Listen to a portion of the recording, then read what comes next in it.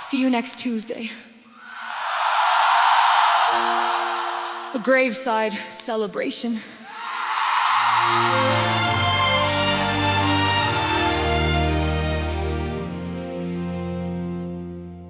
I love that girl.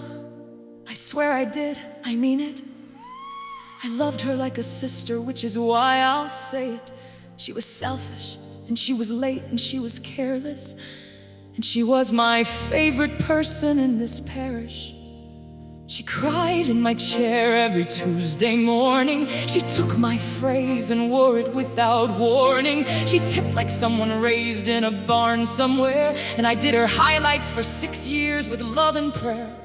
And I would do every bit of it again, every canceled appointment, every 12%. Because when she laughed, this whole town came alive. And now she doesn't, and we have to survive. See you next Tuesday, Shelby. See you then. We loved you completely, in spite of everything, in spite of the dog and the pink and the being late, in spite of every single thing we're about to say. See you next Tuesday, darling. That's our girl. You were the worst thing and the best thing in our world, and we mean both.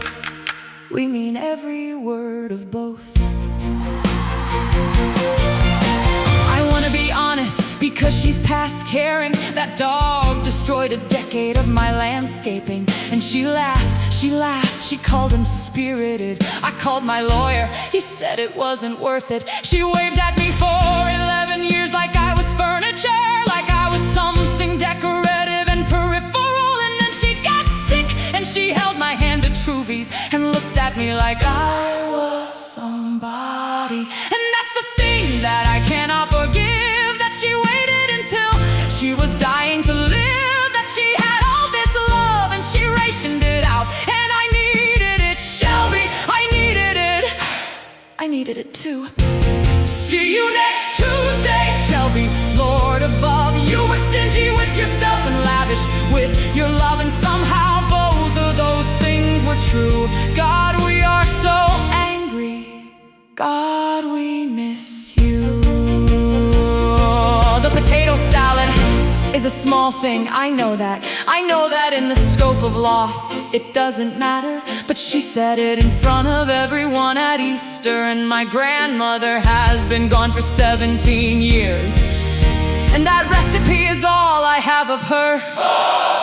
And Shelby called it interesting and smiled, and I smiled back, because that was what you did with Shelby.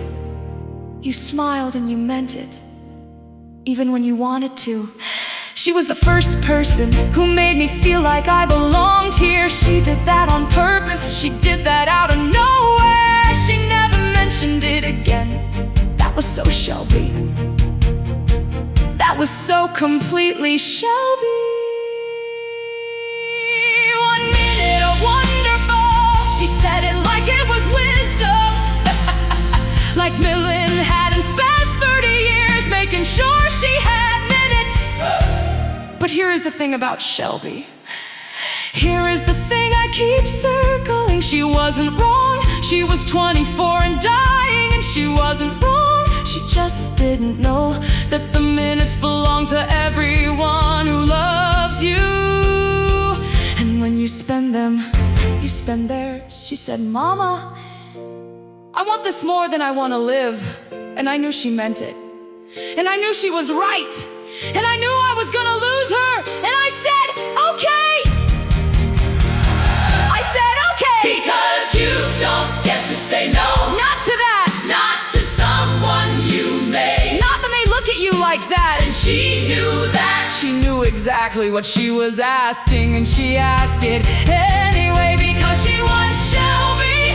And Shelby always got what she wanted. And what she wanted was to live, and she is shaking.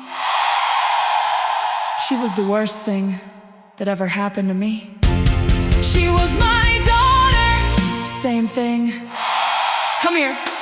See you next Tuesday, Shelby. God help us see you then. We do every bit of it over again. The dog and the pink And the 12% tips, the laugh and the crying, and the way that you lived. We loved you completely. We knew what you were. We knew when we loved you, and those weren't two different things.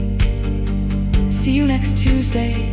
She called me her best friend. Once, just once, never again.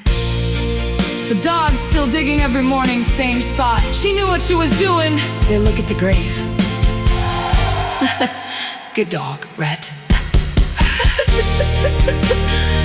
It's grief! It was always grief. It was always love. They were always the same thing.